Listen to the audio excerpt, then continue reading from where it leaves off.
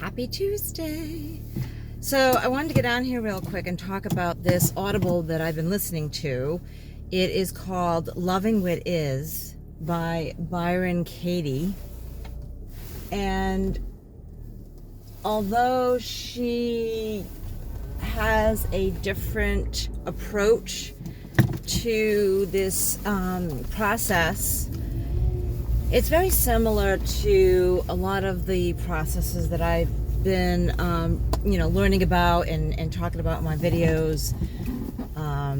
This whole concept of, accepting what is, and the philosophy of, Buddhism, where that pain is inevitable and that suffering is optional, that we cause ourselves suffering by the thoughts we put behind whatever it is. So her approach is looking at something that causes us stress or, pain or discomfort, and looking at it as, is it true?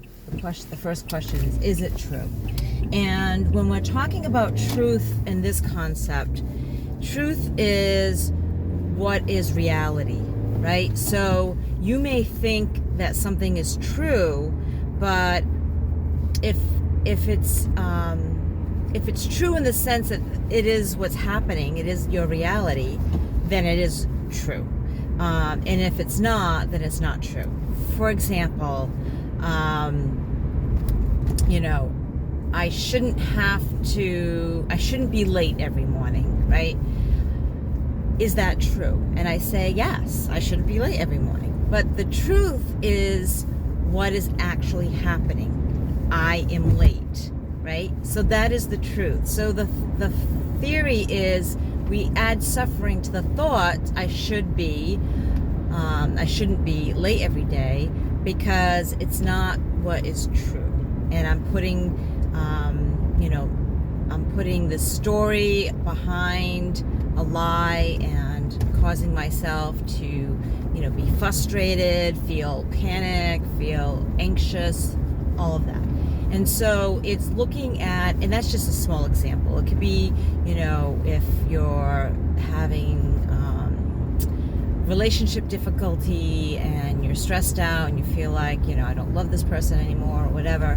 It's analyzing, and she has got 4 or 5 questions that she asks during the interview process, all kind of based on that same kind of concept of looking at the truth being what is actually happening.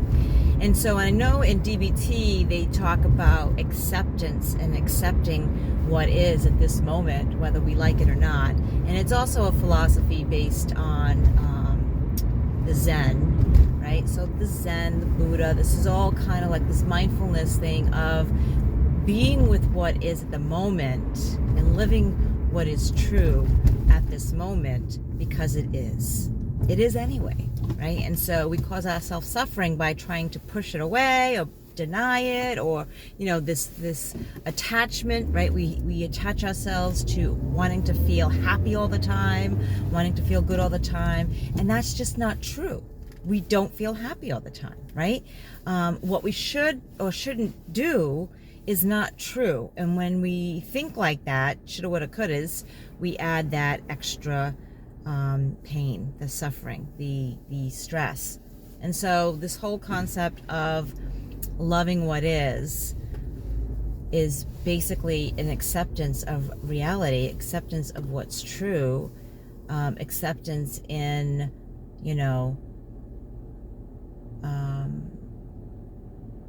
looking at the truth. And the truth can help us to look at ourselves, which is basically the only thing that we can change, right? We can only change how we perceive our thoughts. We can only change our behaviors, right? And so when we recognize and we realize the truth, then we can look at ourselves and decide, is this something I can change? Is this something I want to change?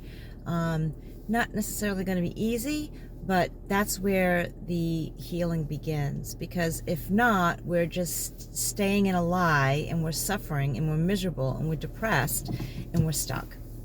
So I know this is a lot, and I was kind of all over the place, but it's just really interesting. All the stuff that I've been learning in this new Audible that I've been listening to kind of like gives a different approach to it, but it's the same kind of concept, and just something that you know, I just hope to live by. I'm striving to live by, and I hope you will join me.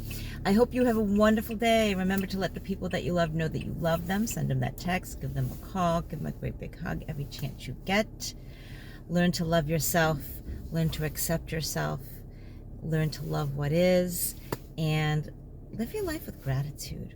Until next time, guys, stay blessed. Peace.